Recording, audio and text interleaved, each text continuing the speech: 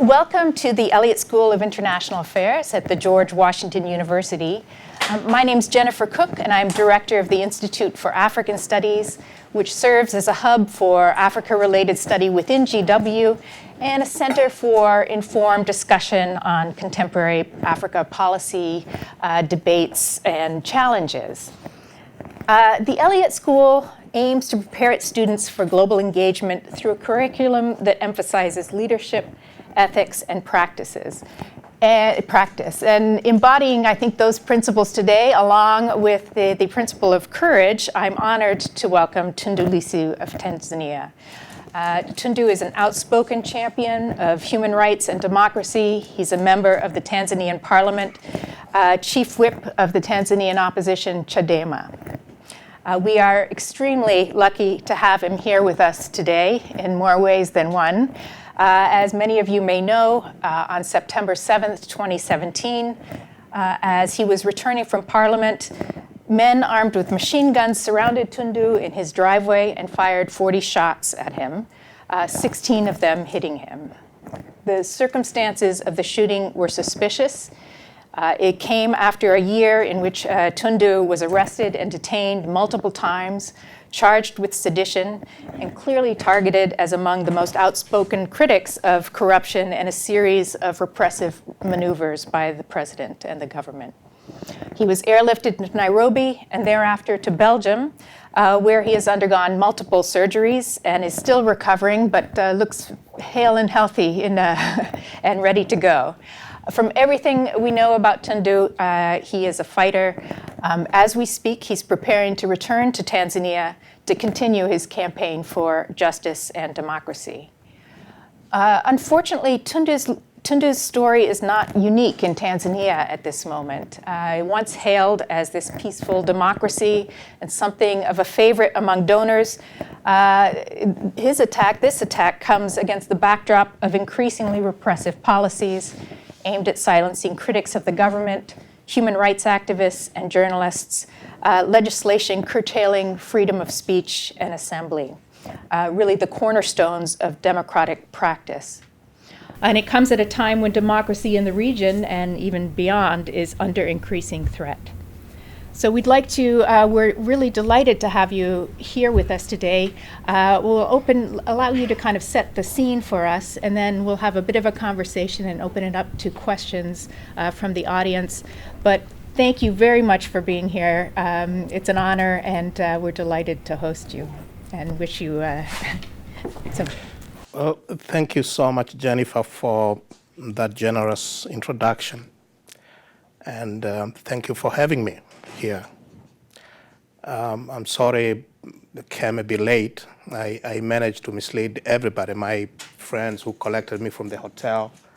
I told them I used to be a Beltway bandit in the late 90s, so I know DC like the back of my hand. And I managed to lose everyone. So I'm sorry for that. Today is 5th of February, and this day and this date is very important in the history of Tanzania. And it is not just because 52 years ago on this date, the then president, the first president of Tanzania, Mwalimu Nyerere, inaugurated the famous Arusha Declaration, the socialist blueprint for Tanzania, which by the early 1980s had spectacularly failed. And the date is important not because of that. It is important because in today's Tanzania, we are seeing the kind of policies that remind us of the economic folly that befell Tanzania after 1967. We are seeing the kind of command and control economic policies which led Tanzania to near disaster, near bankruptcy by the early 1980s, and which after 1985 were jettisoned, and it was good riddance for the country. But 5th of February is also important because it is the date which 40 years ago, was it 42 years ago? 42 years ago, yes. The nationalist movement for Tanganyika, TANU, which led Tanganyika to independence in 1961, and the Afro-Shirazi Party, which led the Zanzibar Revolution in 1964, merged to form the ruling party which has been in power all these years, Chama cha Mapinduzi. So 5th of February is very important because of these historical facts. But more than that, 5th of February is very important because on this date 3 years ago, on February 5th, 2016, on the 39th anniversary of CCM, President Magufuli, who had just been sworn in as president, he had been sworn in 3 months as president, declared in a televised speech that he would see to it that by 2020, by the year 2020, there will be no political opposition in Tanzania. A nationally televised address that he would want to see Tanzania essentially return to the dark days of one-party rule. I am here today with all that has happened to me personally and all that has happened to Tanzania since that day because of President Magufuli's pledge of turning Tanzania back to where it was prior to 1992. We went multi-party in 1992. So in these 3 years since President Magufuli made that pledge, we have seen the kind of politics that are unprecedented in our entire history. For almost a quarter century of our, during the first quarter century of our independence, up to at least 1992, we were a single party state.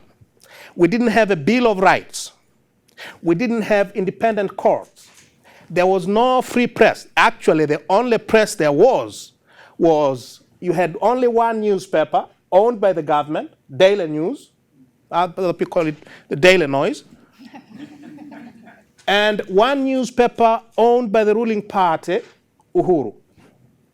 So there was no press to speak about, let alone independent press. So we had no Bill of Rights. We had no independent press. There were no political parties because the Constitution declared the country a one-party state. And for all intents and purposes, the sole ruling party determined whether you went to school or you didn't, whether you went to hospital or you didn't, whether you got a job or you didn't. The party was in total control. Now, since 1992, we have had a multi-party state. We have seen democratic space expand. Slowly for some of us. Very, very slowly for some of us. In fits and starts. For those of us who are too impatient. But there is no doubt that the democratic space was expanding. We got a Bill of Rights. We got a multi-party parliament in spite of the long shadow of imperial presidency that has always been a characteristic feature of our constitutional order. And you can see during this period an opposition, a political opposition, becoming better organized and doing better and better during elections. So that by 2015, President Magufuli, these are official figures, he got 58% of the total presidential vote. And the opposition candidate, the joint opposition candidate, Edward Lowassa, had 41%. This is unprecedented in our politics. But immediately after President Magufuli was sworn in, as I said, he declared war on democracy. And 3 years later, we share a record of disappearances and abduction of critics and dissidents, which was common in all sorts of obnoxious dictatorships of the 60s and 70s and 80s. Now, even though the Constitution declares the country a multi-party state, even though we have a Bill of Rights, today, for all practical purposes, Tanzania,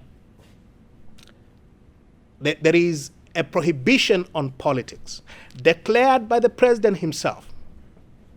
Don't mind about the law. Don't mind what the law might say.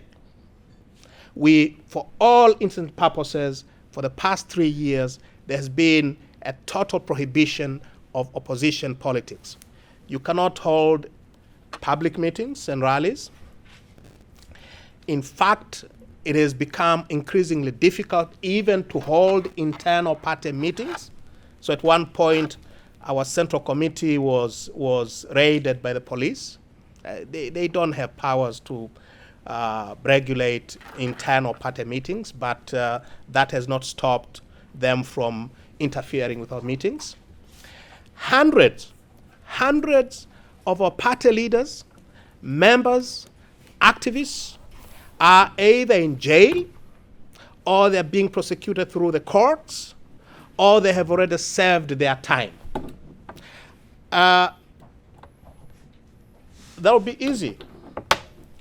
But as I said earlier, we have also begun to see the kind of abductions and disappearances with all the hallmarks of official death squads in Tanzania.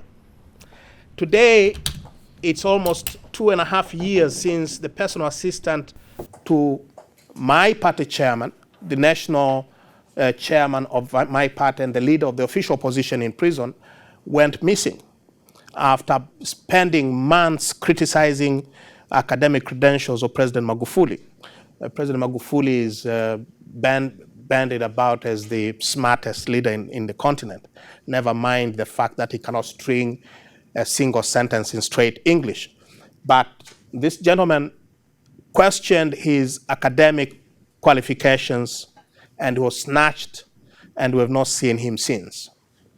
It's almost 2 years today since a journalist who was investigating the killings of hundreds of civilians just south of Dar es Salaam, which was carried out by security forces, was snatched from his house in broad daylight. He's not been seen since.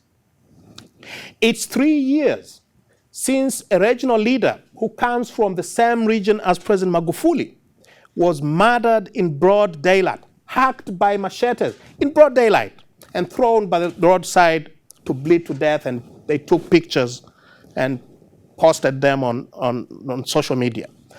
No arrest, no investigation, not even a suspect. We speak today, the leader of the largest political party in opposition in the country and the official leader of opposition in parliament, Mr. Mbowe, my chairman, is in prison.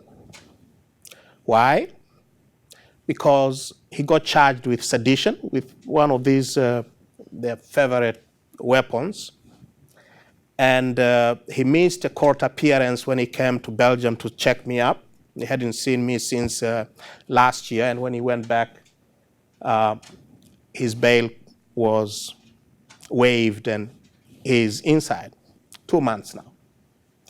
And not just Mr. Mbowe, dozens of members of parliament from the opposition, mainly from my party, are facing criminal prosecution. And the standard the standard offense is sedition. Now, our law defines sedition as making or publishing any statement that makes the government look bad. Now, in a multi-party state, in a multi-party democracy, how do you get rid of a government you don't like if you don't paint it black? If you don't show that this government is unfit to rule? Now, that is a criminal offense in Tanzania. I would say it is not entirely Magufuli's fault in this particular case, because our sedition provisions come from the 1950s, from 1953 actually, a year before the nationalist movement was born. It was enacted by the British to deal with the nationalist movement. But Nyerere used it, Mwinyi used it, and Magufuli is using it very, very liberally. 3 years since Magufuli made that pledge, hundreds of bloggers have either been tortured. In my spare time, I'm a defense attorney.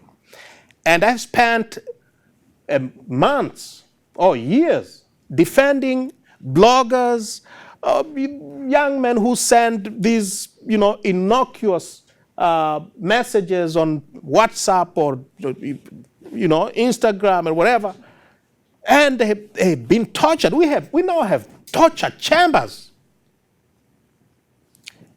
And many have gone to jail. So,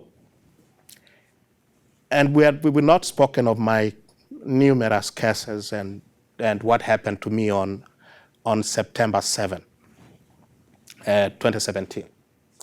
Anyway, to cut the long story short, the president's pledge to see Tanzania returning to one-party state by 2020 has been very costly. It has been 3 years of blood, toil, and tears. It has been 3 years of hope as well. I survived. And I think we will survive the Magufuli dictatorship. And one reason why we will survive the Magufuli dictatorship is he's a past genius in the art of making enemies. So he's made enemies all over. He provides us with the kind of opportunity to mobilize the nation the way it has never been mobilized before. So thank you for having me here. Thank you for listening to me. And I'll be happy to answer your questions. Thank you very much.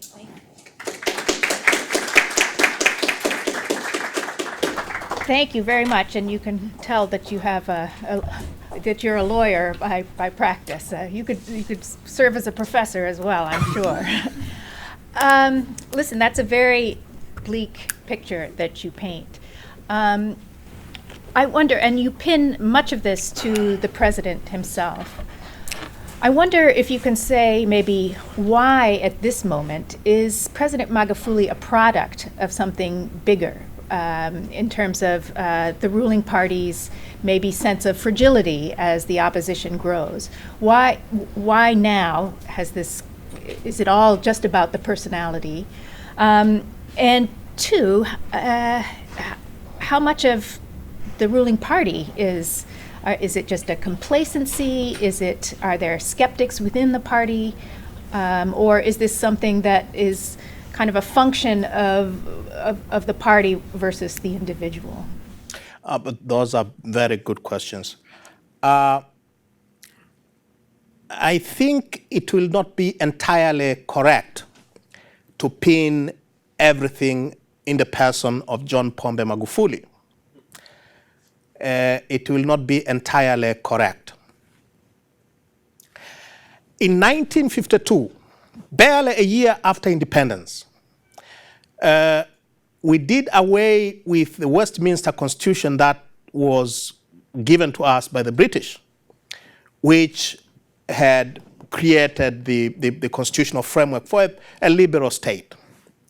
And we replaced it with a Republican constitution that created what constitutional scholars have described as an imperial presidency. In short, our president is an emperor, an almost absolute monarch of the type that was common during the 18th, 19th century Europe, 18th century basically. So the president is so powerful. His shadow is everywhere, not just in the executive, but also in the judiciary, as well as in parliament. And these powers are largely unchecked. Even after we went multi-party state in 1992, and we got presidential term limits for the first time in 1985, the presidential powers under our constitution and laws are still very vast. Mwalimu Nyerere, the founder president, said in 1967 and in 1978 in an interview with the BBC that he had powers under the constitution to become a dictator. So the powers that Magufuli enjoys today are essentially the powers that Kikwete enjoyed, Mkapa enjoyed, and all our previous presidents to Mwalimu Nyerere enjoyed.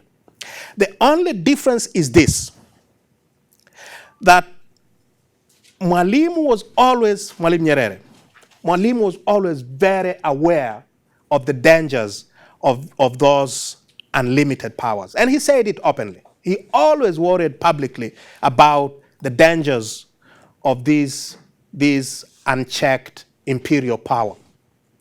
President Magufuli, it's difficult to say that he really knows the extent of the powers under the Constitution, because he seems to believe that whatever he says, whatever comes out of his mouth, is the law of the land. Be it in the Constitution or not, but whatever he says is the law. But it is important to state the fact that the constitutional powers that he enjoys are what his predecessors had. The very strong personal element is in the sense that he relishes these arbitrary exercise of that power. He enjoys, the kind of things that we have seen. Only last month, he declared again on television that he wouldn't want to see a member of the security forces who kills a civilian taken to court or lose their job.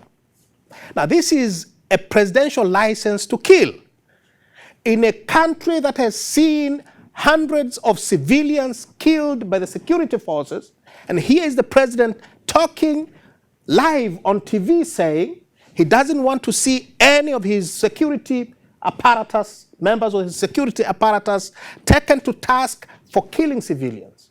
So he enjoys, it is part of his persona. So there is a personal element and the constitutional order that we inherited from back in 1962. On the question of whatever happened with CCM, his party, CCM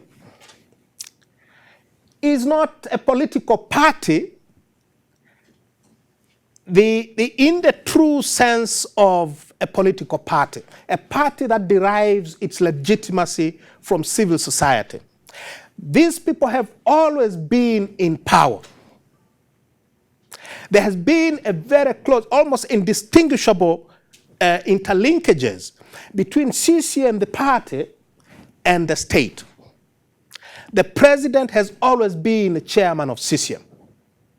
He's also the the commander-in-chief, obviously. You see a revolving door between CCM and the civilian administration and the armed forces throughout our history. Not just during the period of one-party rule, when everybody including myself, we were compelled to be CCM members. If you wanted to go to university, the first thing you showed was not your academic testimonials, the first thing you showed was your CCM membership card. Now, even during the era of multi-party politics, you still see this revolving door between the ruling party and the state and the army. It's the current publicity secretary, I think, or the director of foreign affairs is an army general. He was a member of the armed forces 2-3 years ago, and today he's, when our constitution prohibits members of the armed forces from being members of political parties. So CCM is not a political party that we understand all other political parties. This is a state party. And its power has always been derived not from the citizenry, but from the state. When they need money, they don't go to their members, they go to the president. And that's why you see we have these never-ending scandals every other election time of government officials plundering the treasury, largely in order to fund their election campaigns. So it is, you cannot think a party, that kind of a party will be able to control someone like Magufuli, because they depend on him entirely. And before Kikwete left office, he said at one of his meetings, CCM should learn to deal with the opposition politically instead of relying on the police force.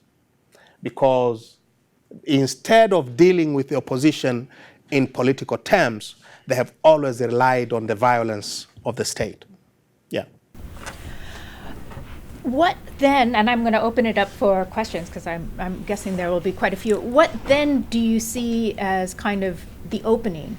I mean, Magufuli, from reports, and maybe you differ, still enjoys a lot of popularity and kind of this populist move, and we've seen this elsewhere, kind of a populist who is willing to kind of trample democratic norms and process, but still retains a great deal of a strong base within the population. And I wonder how you see that. But then where do you see kind of the wedge for change and the opening for change? And I know you've said that you would like to go back and help. I'm going back. You are going back, yes, okay. And I wonder how you think you can be effective and how that change will happen. The first one, how popular really is Magufuli? If you want to measure the popularity of a president, I think the first thing you look at are opinion polls, right?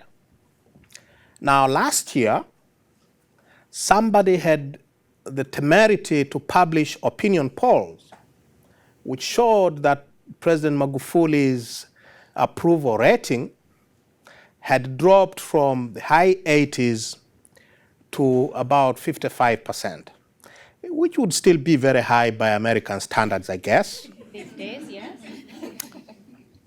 And what happened is this guy was basically stripped of his citizenship.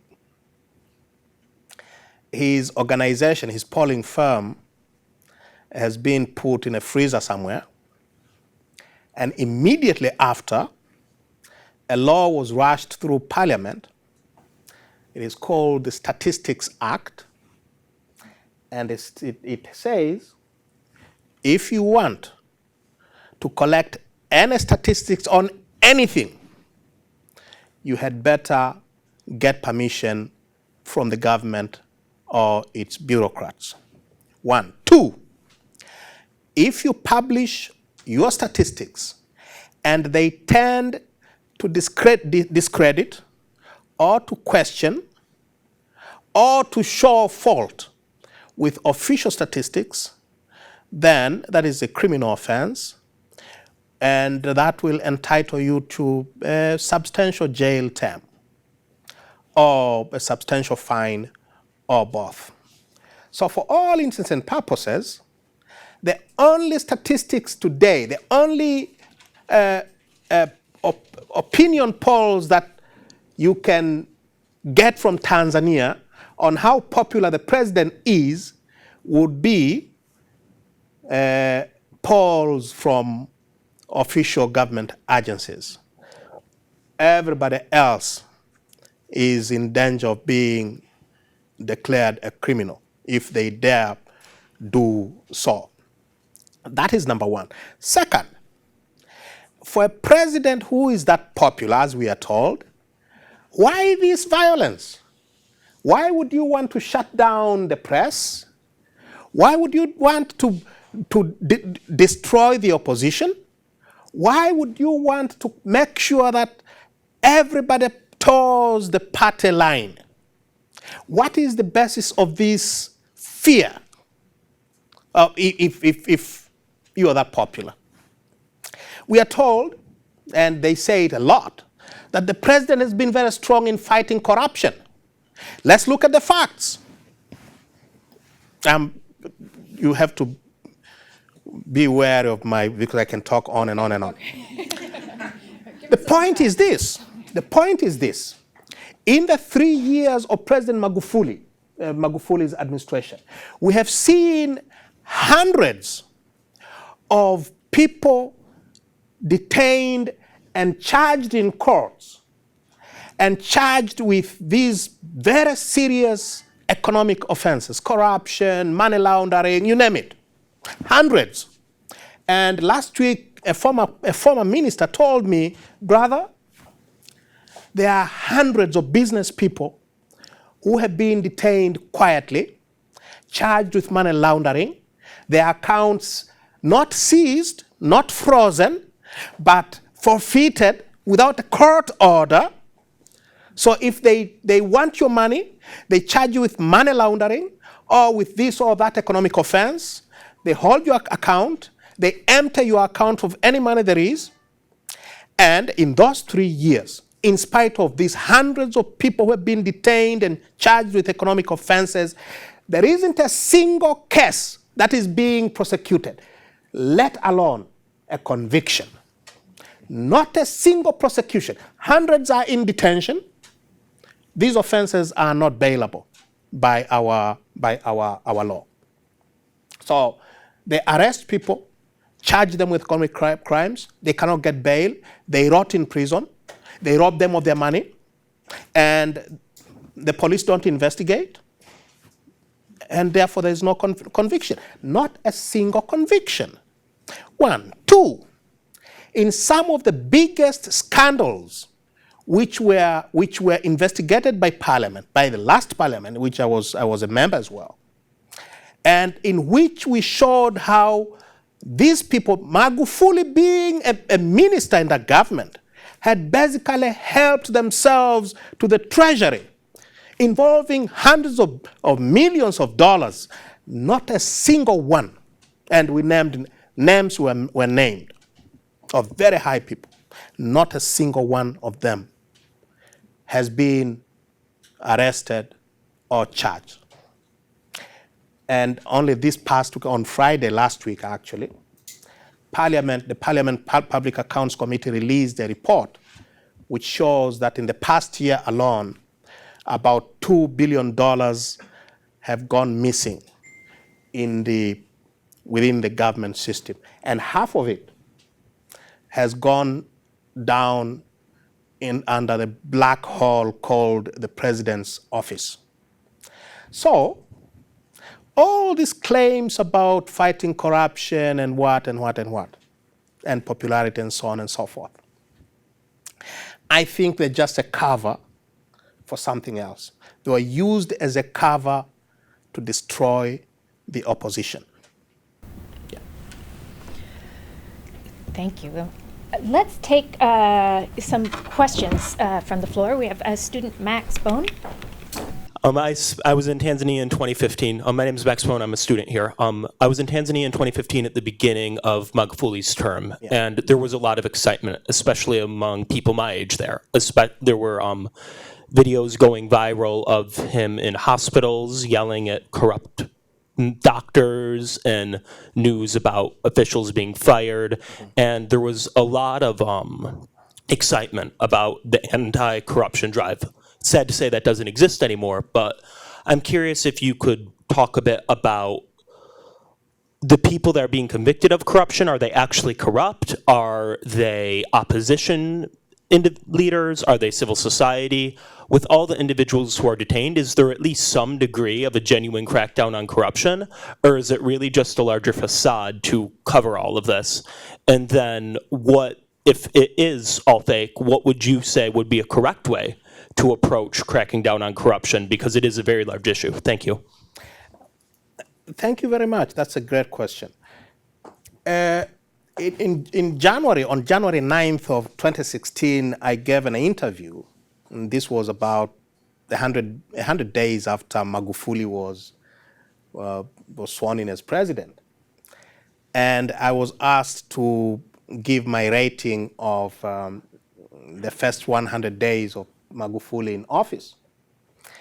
And I said, Magufuli is a cross, is a hybrid between somebody called Edward Sokoine, who was our prime minister in the 80s, and he died in 1984, and a very popular, very populist minister for Home Affairs named Agostino Mrema in the 90s.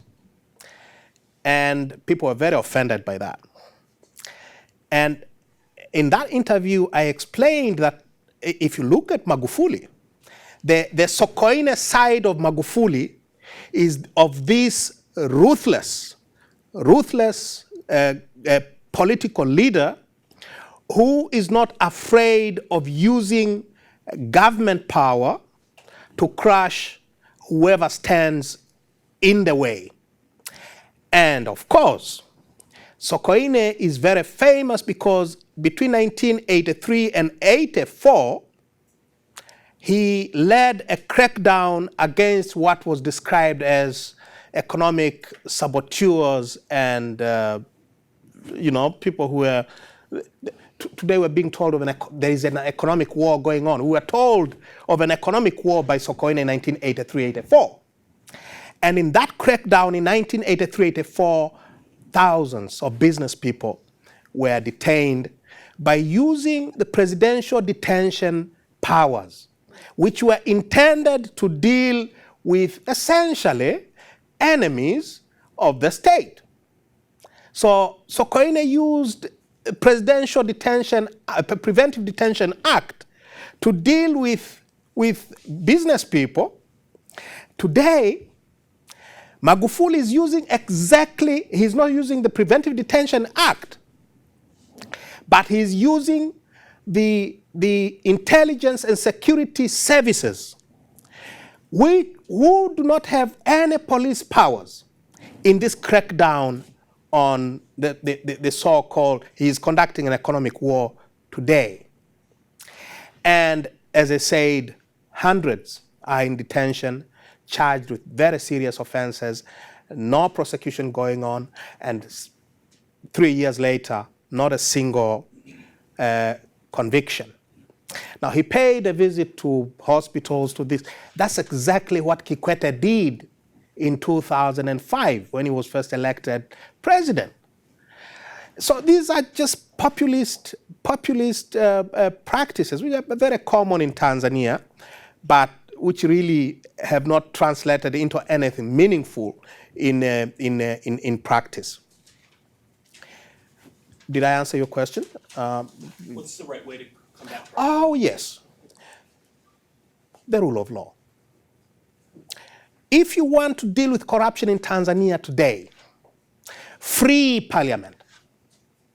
Make parliament what it ought to be, a watchdog of a government. And we don't need to go to Kenya or to the US for examples. We need to draw from our own experience of 10 years under Kikwete. Now, I have personally described Kikwete in some quarters as a mafia boss. You know, he was dishing out government positions to cronies, and his regime was absolutely corrupt. But if there is one thing that is a saving grace, if you may use the term, is the 10 years of Kikwete also saw the flowering of parliament as an independent voice. A lot of corruption scandals that made us very famous. My party became very famous because of using parliament as a platform to, get all this rottenness out in public and so on. So get parliament to do what it ought to do, a watchdog of a government, to supervise government, to oversee governmental operations. Magufuli hates parliament with a passion. Not only the opposition in parliament, we've been beaten up, we've been brutalized inside the parliamentary chamber, the opposition. That is besides the point. Magufuli hates parliament as an institution. And his first act as president was to elect, while we still have these beauties in our constitution, the president can still appoint a certain number of members of parliament. All right? So today we have a deputy speaker who, for all intents and purposes, is the real speaker, who is a presidential appointee. And what they have done during these 3 years, this deputy speaker and the parliamentary leadership, is to undermine parliament from within. So today, the kind of debates which had become regular during the 10 years of President Kikwete, today are a pipe dream.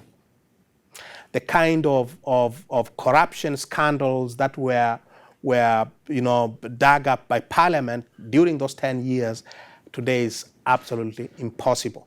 Because today, the president, and he loves speaking, on record.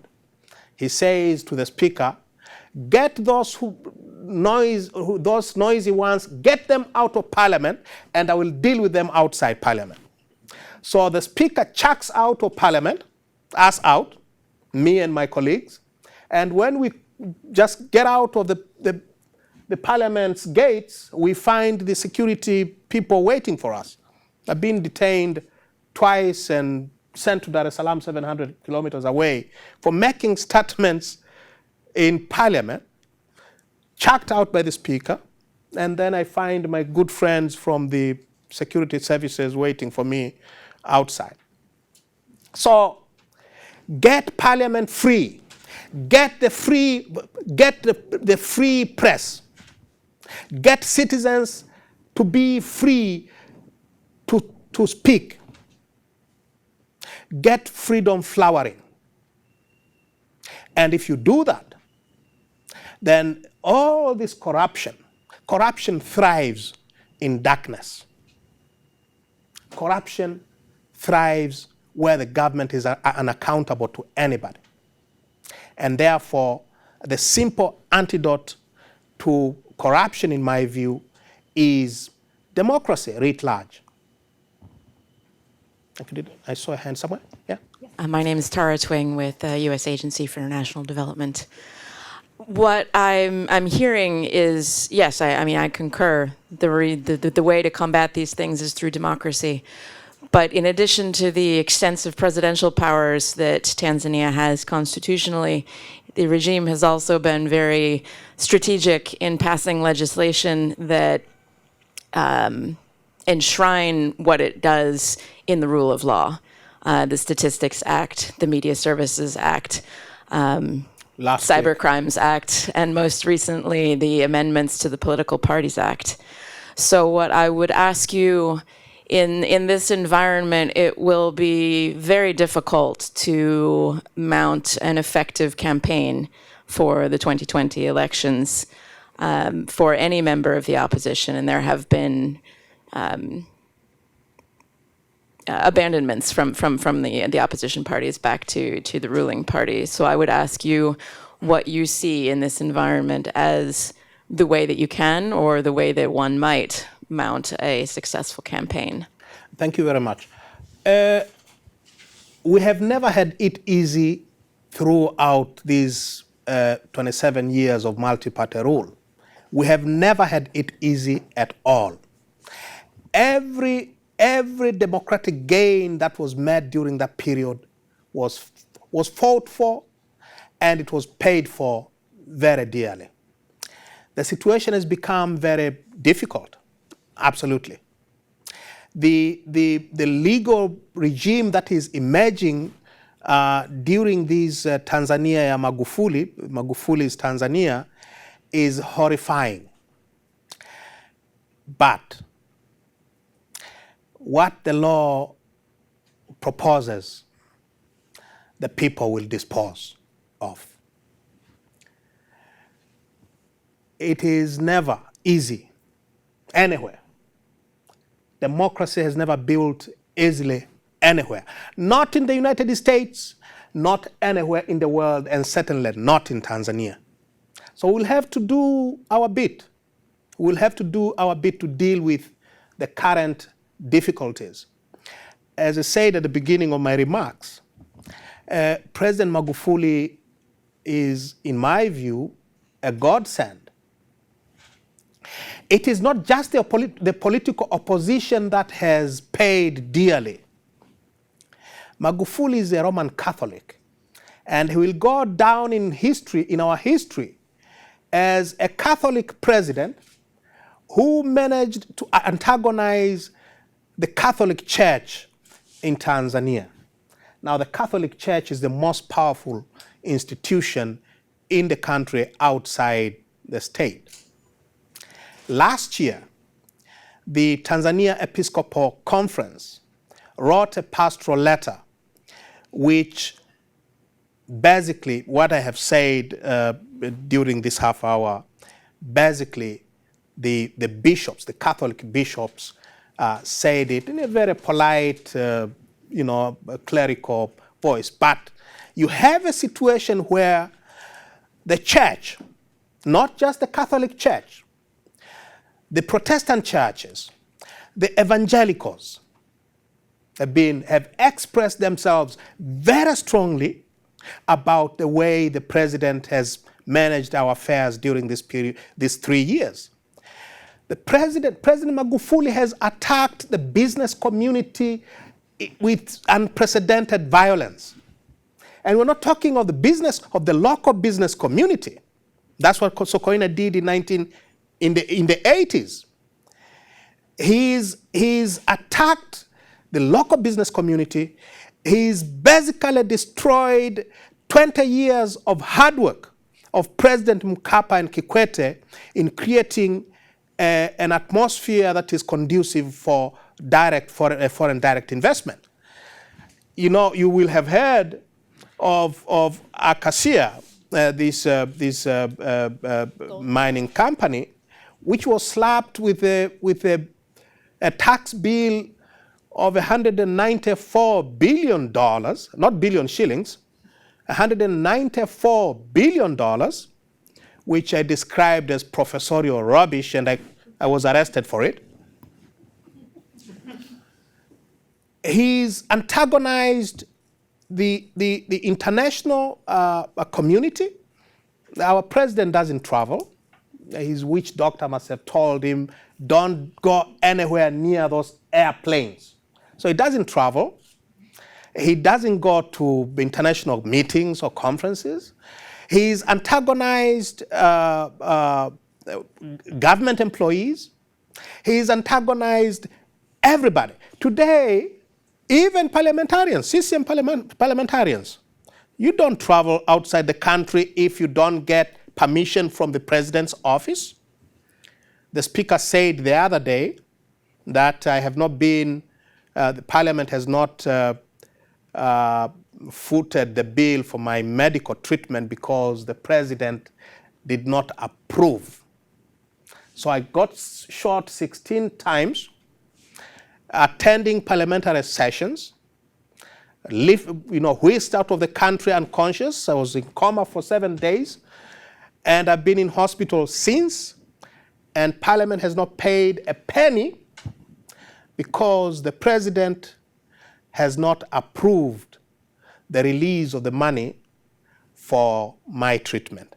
Now, it goes for every member of Parliament, for every judge, for every civil servant. You don't travel if you don't have the President's permission. We are told not a single payment of more than 10 million shillings. 10 million shillings is about $4,000. Now, no payment in the government system of more than $10 million is mad. 10 million shillings. 10 million shillings, yes, 10 million shillings, without the President's approval. And then you have all these multi-million dollar acquisitions of aircraft, which no one knows how they've been acquired, no one knows the contracts. The President is building a 5-kilometer long runway, an airport in his home village. And when I say he reminds me of Mobutu Sese Seko, people get offended. But that's precisely what Mobutu Sese Seko did in his home village in the middle of the forest. So seriously, we are in for it. Now, the question was, how do we get going against him? Given all this, I think there are objective conditions. Objective conditions exist for mobilization against him on a scale that has never been seen in our politics. It will be difficult. As I said, it's never easy, but I'm totally optimistic. I'm totally optimistic that once we get going, I think if we get our act right, because we have to get our act right, if we get our act right, then 2020, a short 1 year away, may witness miracles in the history of Tanzania. And that's why I said it's 3 years of blood, toil, and tears, but these are also 3 years of hope. We have survived. We have survived thus far. The cloud is absolutely black. It's really dark. But if you look closely, there are silver linings all over. Hi, thank you very much for your presentation. I'm Leonard. I'm a student here in the Masters in International Policy and Practice, and I'm a national from Cameroon. So your story is really compelling, and it's quite a lot similar to the politics back home in my country. But I think in my country it's even worse than what you're presenting. Over the past, since 1985, Tanzania has had 4 heads of states. And each of them has served like 10 years, if I'm not wrong, compared to my country where we have 1 head of state since 1982, till date. So I'm just wondering, the current situation in Tanzania, how sustainable do you think it's going to be?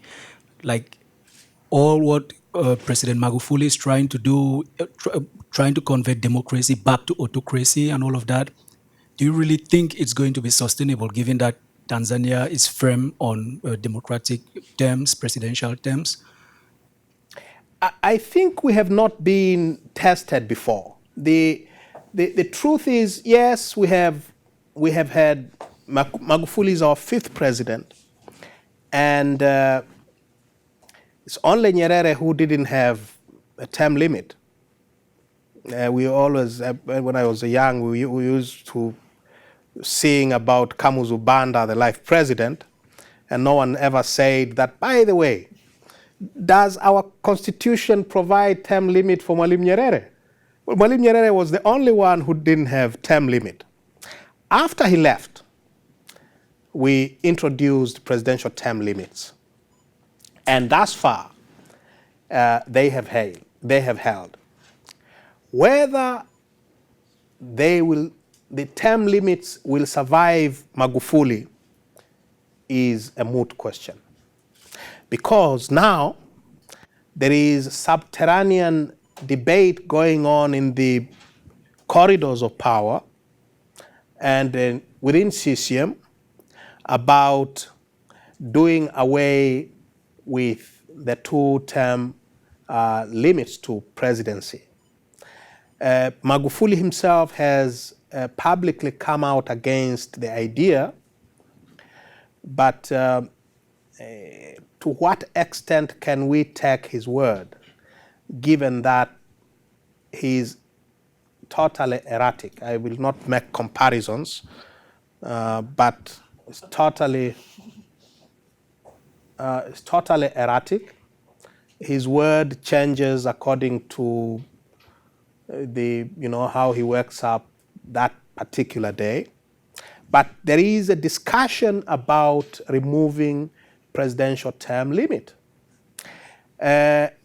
Immediately upon assuming the chairmanship of his party, they have introduced a clause in the party constitution, the party statutes, CCM party statutes, which prohibit a sitting president and chairperson of CCM from being challenged from within for the presidency.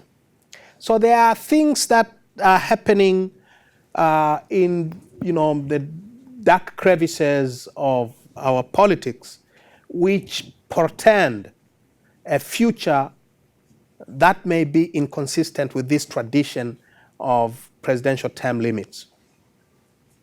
My name is Rebecca. I work with international education at the State Department, and I spent 2013 and 2014 in Tanzania, in Karagwe. Mm-hmm. Been around a lot of Karagwe and Kiewa. Love it. And I was working with high school and college students there. And in the run-up to the election, what I really saw was just a lot of they wanted change, and they didn't know quite how to get it. There, of course, were CCM stalwarts, but also many supporters of Chadema and CUF. I felt much more in the youth demographic than in the older ones. Right. And, you had seen history of youth protests, along education, access, and things like that. But I hadn't really seen them, maybe because they didn't know how to get engaged. So looking forward to the next election, you talk about mobilizing. What do you think the opposition can do to mobilize youth, especially since they are such digital natives now, and especially in rural areas where, where I was at, we had to wait like 2 days for the newspapers to get shipped there from Bukoba, but they could access information on WhatsApp. But especially now with the censorship of social media and digital platforms, what do you see as a way to best mobilize youth for change for the opposition? The best way by far is social media. In spite of all the attacks, in spite of this brutal crackdown on social media users, we have not been silenced yet. The youth have not been silenced yet. Newspapers, no one reads newspapers nowadays. So social media is the way of doing it. And when I say we have survived, the fact is, in 3 years in which we have not been able to hold public meetings, social media has taken a kind of importance that is really huge. So it will still use social media. They don't have prisons big enough to imprison the entire population. They simply don't. Hi, Andrew Bogran from Oxfam.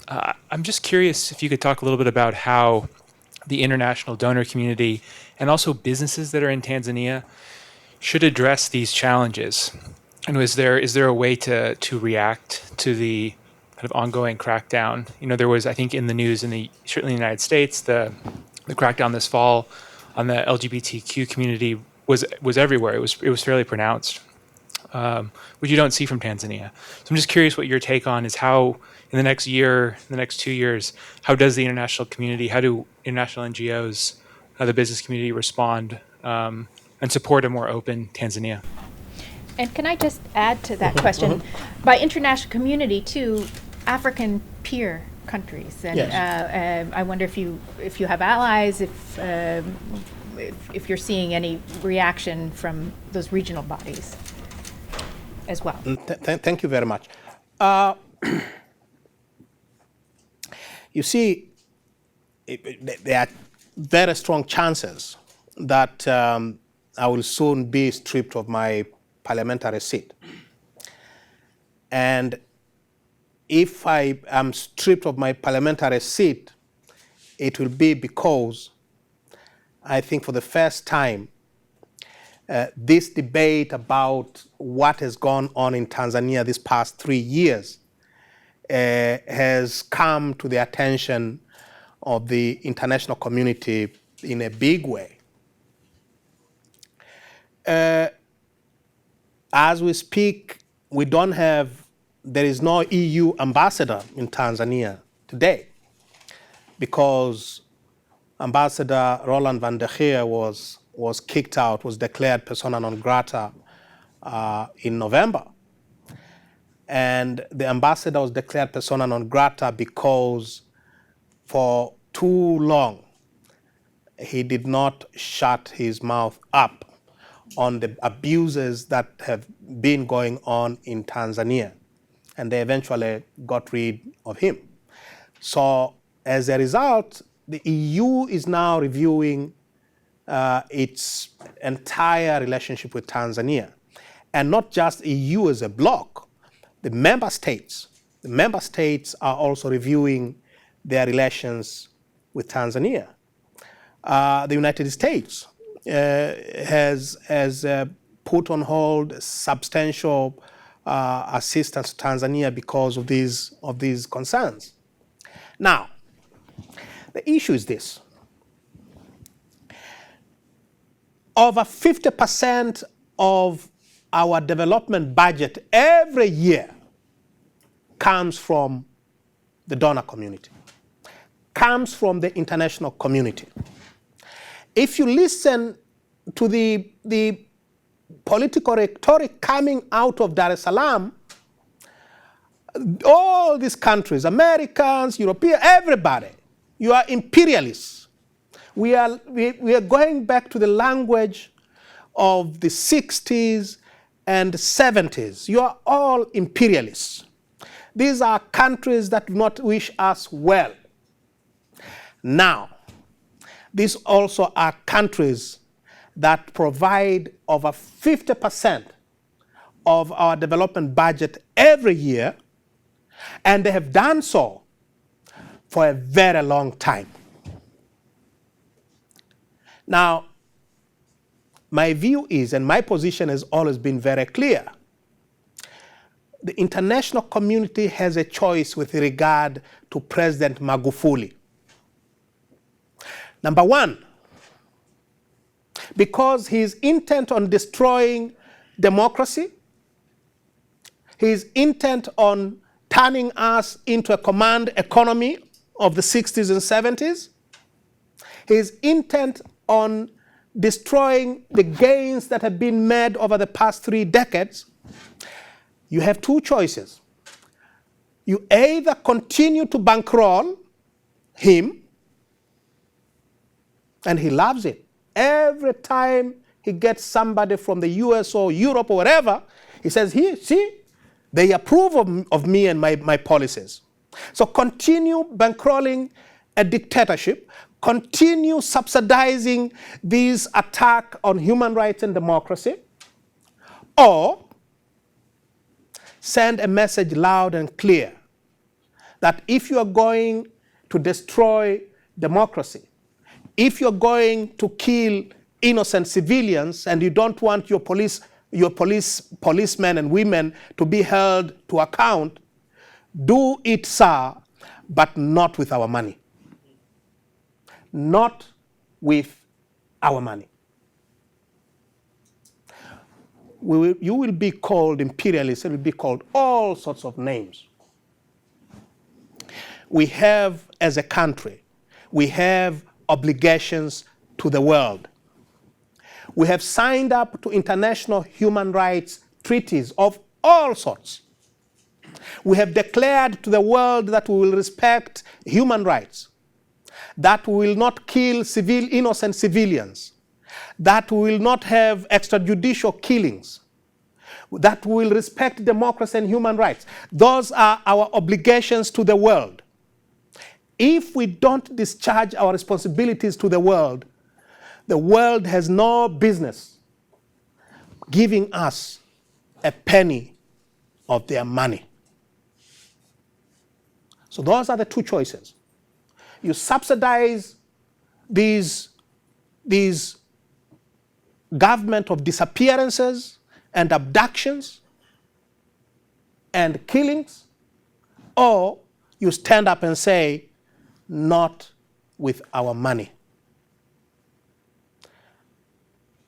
The international community has done it before.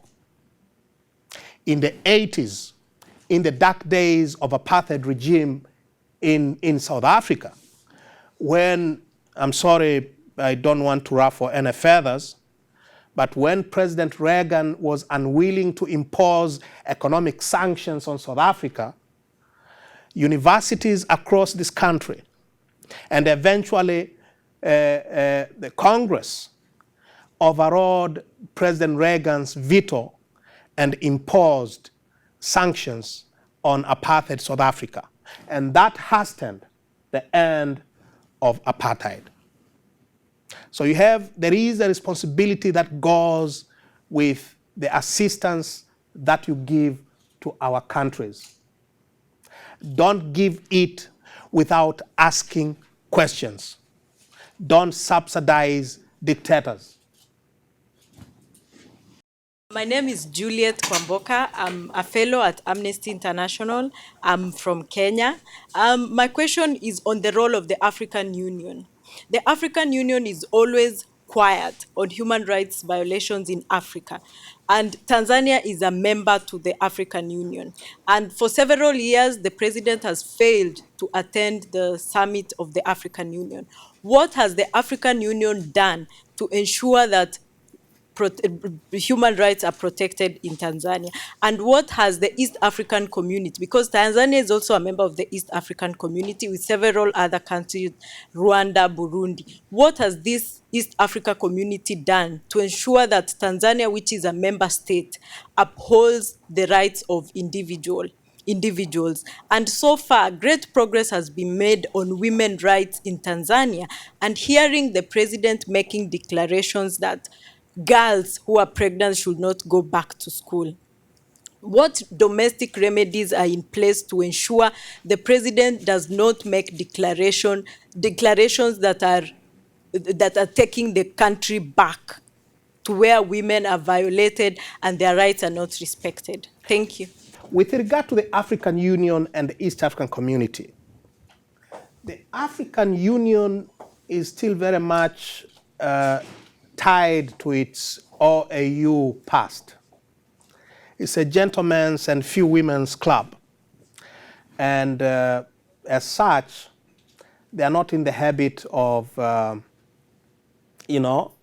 being too tough on one another.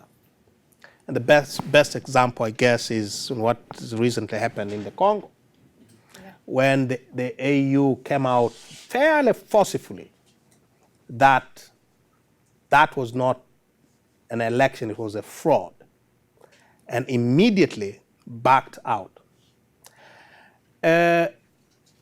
In these past 16 months in which I've been hospitalized, first in Kenya and then in Belgium, I have had a lot of discussions with officials from the AU headquarters. These are good people. They mean well. But ultimately, the decisions are not theirs. The decisions are made by the Council of Ministers and the heads of state, and and you don't really expect much from that side. The same with East African community. In fact, of the 6 member states now, Kenya is about the only country where we can look for as a model democracy, in spite of the many serious problems that Kenya has. But it's about the only country where you can be a dissident without fear of being visited at night by security operatives. Only Kenya. You cannot expect Museveni or General Kagame or our good friend Pierre Nkurunziza to say anything untoward to Magufuli. And he doesn't care anyway. Because, as I said, he doesn't travel. He is really the son of the soil in a very literal sense. He doesn't travel. He was chairman of SADC for a year. He never attended a single meeting. He was chairperson, not a single meeting. So seriously, and they don't have the economic leverage. It is very important to realize this is a fact. This is a very unfortunate fact. The point is AU and EAC and SADC and everybody else cannot do much because they don't have any leverage over the government, such as Magufuli's. What will they do to him? Send in their army? Do they have armies? Yeah. Listen, we're at time. I want to thank you for your remarks, taking questions, the excellent questions. I think it's very important that voices like yours are heard here in Washington, and that students and the broader policymaking community can hear directly from you. We're grateful that you spent the time here. It's a tough time. I wish you the best as you return to Tanzania, and I worry for your safety. I don't know how you feel about that. It's a difficult time in democracy generally. We see what's happened next door in DRC, where a winner by 62% of the vote is then left out in the cold, and there's not a whole lot that the international community has been able to do on that. But as you said, I mean, in the days of apartheid, on other big issues, there has been mass mobilization. Not necessarily by governments, but by civil society groups, by universities, solidarity, kind of transnational networks of democracy promoters, human rights activists. And my hope is that we can support kind of the transformation in Tanzania as best we can. And we will welcome you back here to George Washington on your next visit, and thank you again very much. Thank you so much. Thank you so much for having me. Thank you.